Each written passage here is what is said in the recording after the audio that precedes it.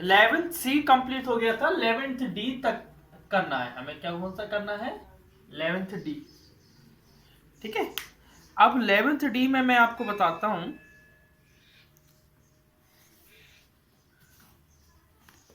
Pythagoras theorem जानते हो बेटा? नहीं जानते हो अभी तो? कहाँ से? अभी हम इंट्रोडक्शन भी नहीं हुआ है, मैं बताता हूँ।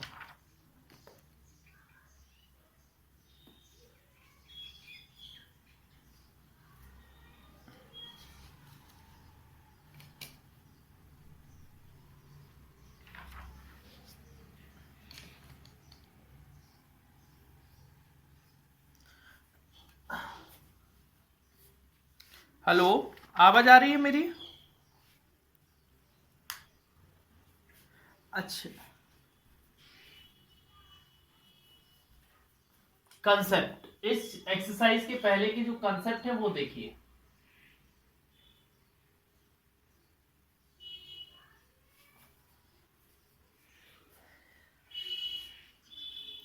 बेटा, area of square, area of square क्या होता है जानते हो? देखो मैं बताता हूं।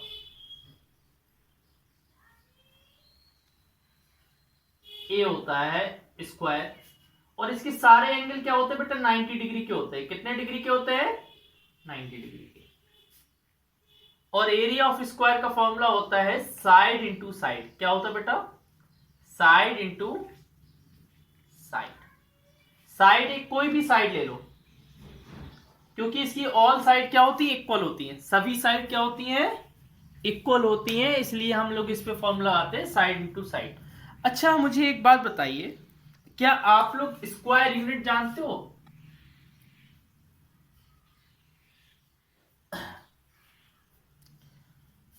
देखो बेटा, अगर एक, जैसे इसका स्क्वायर यूनिट क्यों होता है? क्योंकि 1 मीटर इसका आएगा, 1 मीटर इसका आएगा, 1 सेंटीमीटर इसका आएगा, 1 सेंटीमीटर आएगा, तो जो भी आंसर आएगा वो किस में आएगा?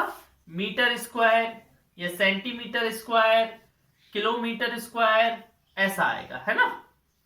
इसलिए हम लोग क्या लगा देते हैं? Square unit. क्या लगा देते हैं? Square unit. अब यूनिट की जगह कुछ भी हो, मीटर हो, सेंटीमीटर हो, किलोमीटर हो, कुछ भी हो। अच्छा, मुझे ये बताइए, क्या आप स्क्वायर रूट जानते हैं? स्क्वायर रूट क्या होता है?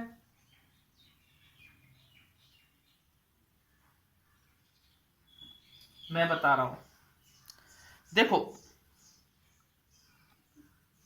स्क्वायर रूट का साइन ये होता है, कैसा होता है? ऐसा। ठीक है। अच्छा, मैं बोलूं स्क्वायर रूट ऑफ 25, तो कैसे निकालेंगे आप? देखना, स्क्वायर रूट ऑफ 25, तो और इसको हम ऐसे भी लिख सकते हैं, और अंडर रूट 25। बेटा, स्क्वायर रूट ऑफ 25 कैसे आएगा? इसके पेयर बना लेते हैं, पेयर। दो पेयर बन गए, दो से एक बाहर निकलता है। रूट से जब बाहर निकलता है तो कितने बाहर निकलते हैं? 1। तो क्या आ जाएगा बाहर? 5। क्या आ जाएगा? 5। समझ गए ना? अच्छा, आपको एक चीज बताओ, एक चीज बताओ, अगर मैं बताऊं आपको, हर्ष, मैं आपको एडमिन बना दूं? कहीं जाएंगे तो नहीं बेटा?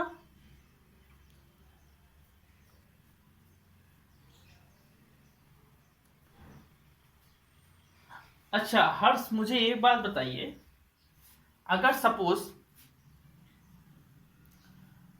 आपने एक राइट ट्राइंगल लिया, in a right triangle, right triangle तो देखा है ना? क्या कहलाता है हर्ष राइट ट्राइंगल?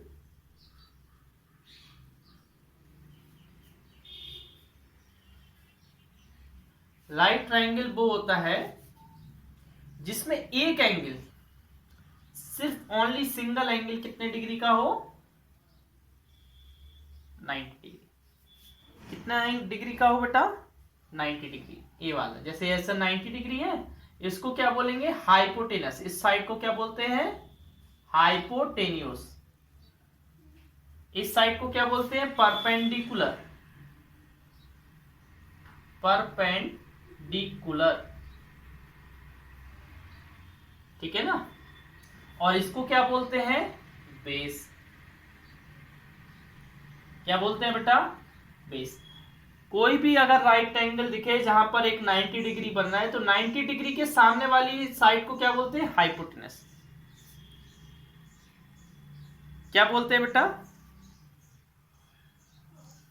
इधर लिख सकते हो आप, the side opposite to right angle, the side opposite to right angle is called hypotenuse. उसको क्या बोलते हैं बेटा, हाइपोटेन्यूस।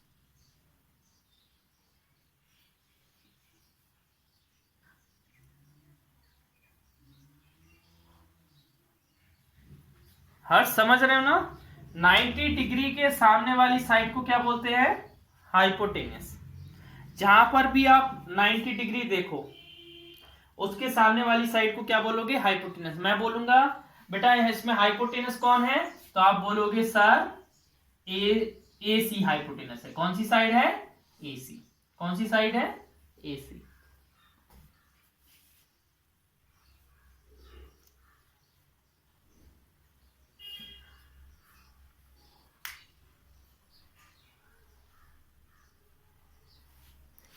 ठीक है ना।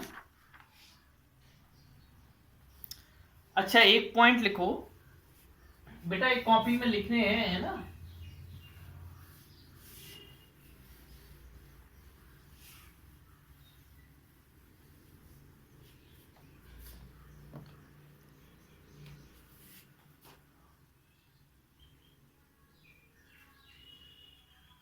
in a right triangle, in a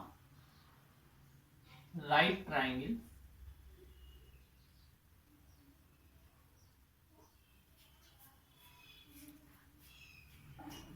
बेटा, राइट ट्राइंगल, हेलो हर्ष, हेलो हर्ष है, हाँ। राइट ट्राइंगल में बेटा हाइपोटेनस, हाइपोटेनियस आपकी लॉन्गेस्ट साइड होती है। हाइपोटेनस और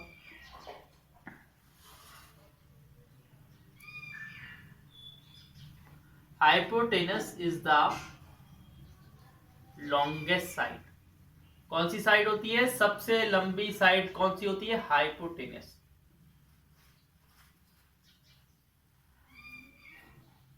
समझ गए। अब अगला देखिए,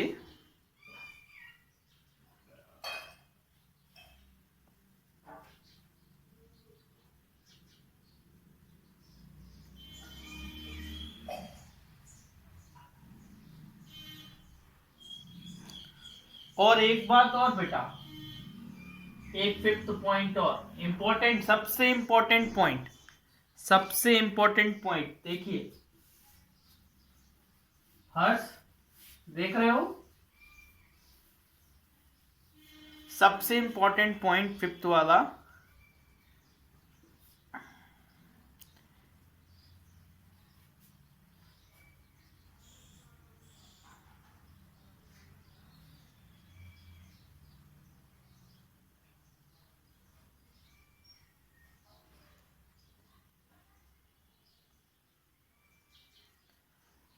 the square of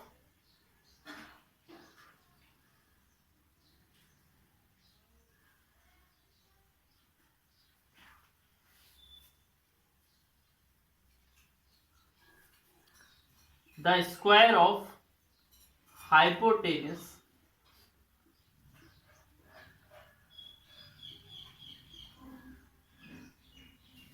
is equal to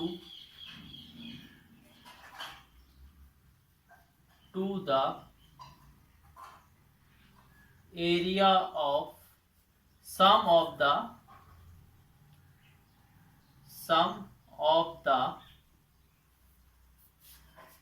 square of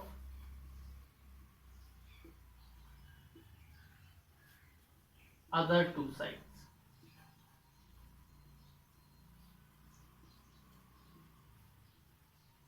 देखो मैं बताऊं बेटा, हाइपोटेनस का जो होता है, हाइपोटेन्यूज जो होती है बेटा, उसका स्क्वायर परपेंडिकुलर के स्क्वायर, परपेंडिकुलर का स्क्वायर प्लस बेस का स्क्वायर के इक्वल होता है।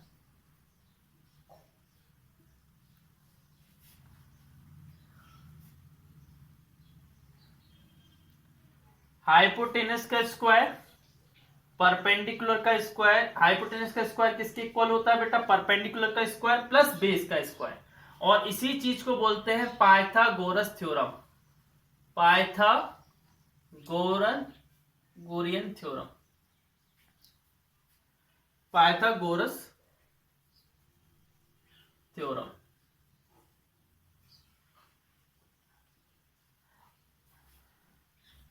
हर्ष सुन रहे हो?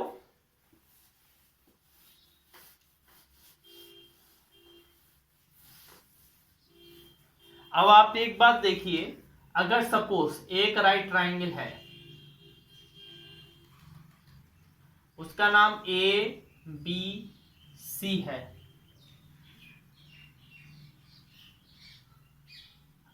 ए बी,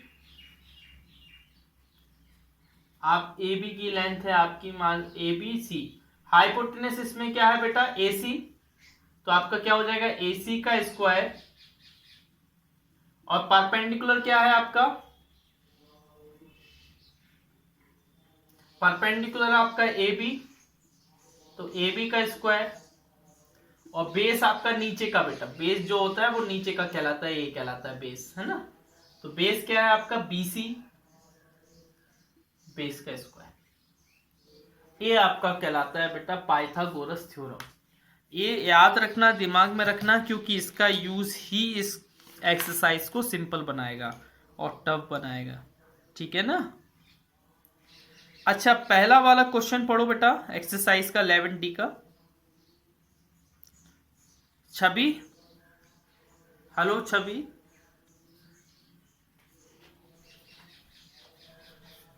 बेटा पेज नंबर 195 का जो ऊपर हिस्टोरिकल नोट लिखा है ना, पिंक कलर से थोड़ा, उसको रीड करो।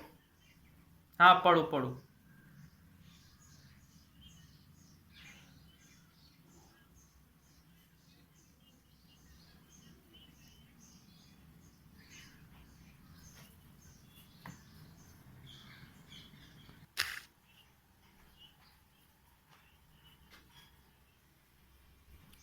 हाँ, एरिया ऑफ सेडेड स्क्वायर का एरिया निकालना बेटा, कैसे निकालेंगे देखो मैं बता रहा हूं, ध्यान से सुनना, अगर आप ध्यान से सुनोगे तो आराम से निकाल पाओगे।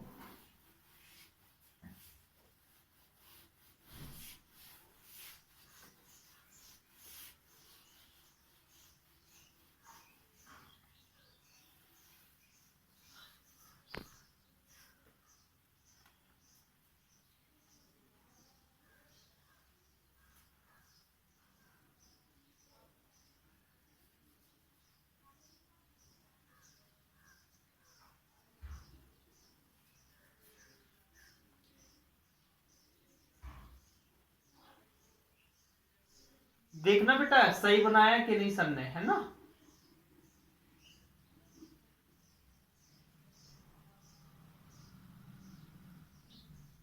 सही बना।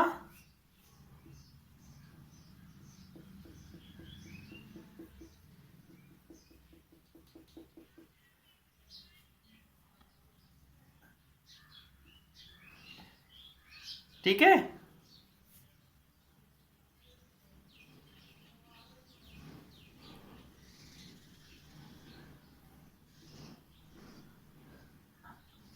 अच्छा बेटा देखो, इसका एरिया दिया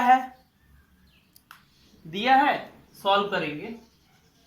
हम लोग ऐसा कर ले रहे बेटा, इसको फर्स्ट स्क्वायर मान ले रहे, इसको सेकंड, और इसको थर्ड, ठीक है। ओके हर्ष, अच्छा एरिया ऑफ फर्स्ट स्क्वायर कितना दिया है,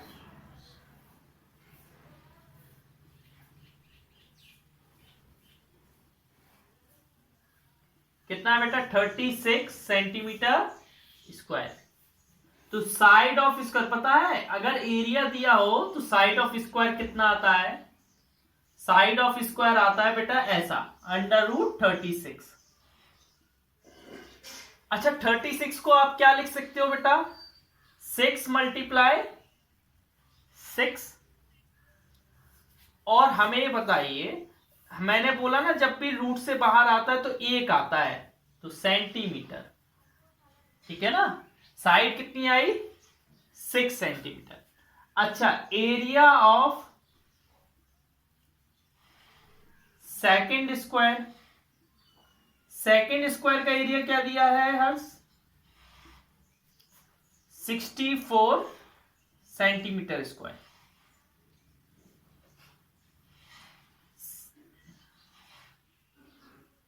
हाँ साइड स्क्वायर नहीं नहीं गलत बेटा 7 7 जन 49 होता है।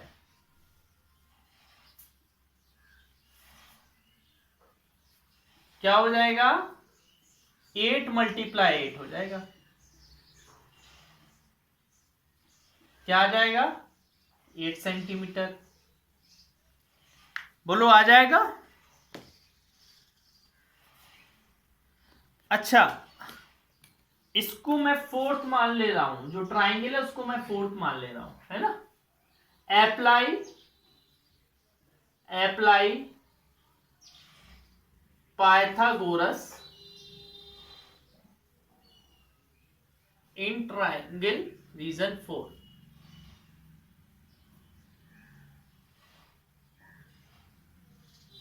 ठीक है, 4 ट्राइंगल क्या होता है बेटा पाइथागोरस, हाइपोटेनस का स्क्वायर इक्वल टू परपेंडिकुलर का स्क्वायर प्लस बेस का स्क्वायर। बेटा अभी यार मैंने इसकी साइड निकाली, तो इसकी साइड कितनी आई इस वाले स्क्वायर की 6। अभी मैंने इसकी भी साइड निकाली, इस वाले स्क्वायर की क्या साइड आई 8। 6 का स्क्वायर होता है 36 और 8 का स्क्वायर होता है 100। दोनों का स्क्वायर होता है नहीं नहीं 8 का स्क्वायर होता है 64, दोनों का स्क्वायर होता है 100, दोनों का सम कितना होता है 100।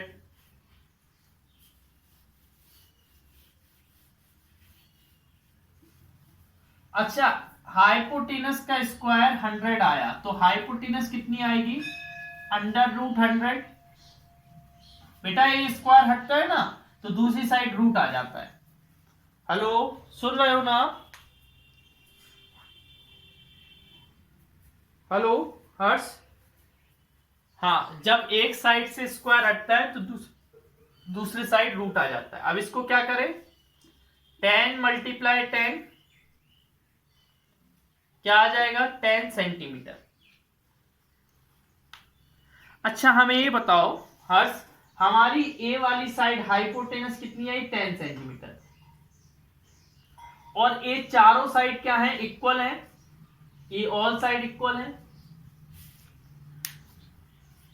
तो एरिया ऑफ थर्ड रीजन क्या आएगा देखो,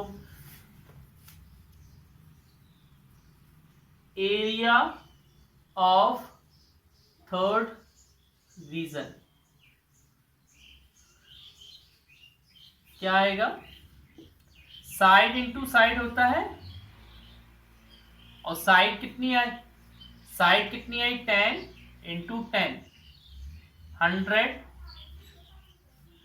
सेंटीमीटर स्क्वायर। ये हो गया बेटा, इसका आंसर आ गया 100 सेंटीमीटर स्क्वायर। हमें इसी का आंसर निकालना था ना, हमने निकाल दिया।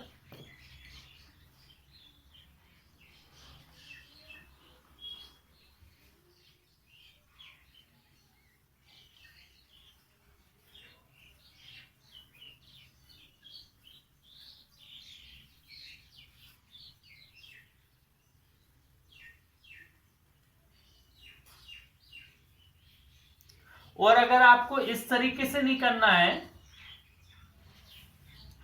एक और मेथड है अल्टरनेटिव मेथड।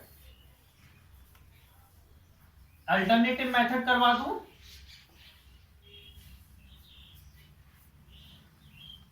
देखिए सेकेंड मेथड, इसी क्वेश्चन का सेकेंड मेथड, इसमें डायरेक्ट करो area of first square plus area of second square equal to area of third square. First square का एरिया क्या है बेटा? 36। कितना है? 36। सेकेंड स्क्वायर का एरिया कितना है? 64। थर्ड स्क्वायर का एरिया दिया है क्या? हमें नहीं दिया है ना? दिया है क्या? 36 प्लस 64 कितना आ गया? 100। Area of third square. ये डायरेक्ट मेथड है बेटा, ये डायरेक्ट मेथड है। आपको डायरेक्ट मेथड में सिर्फ कितने स्टेप करने हैं? 3 स्टेप। देखो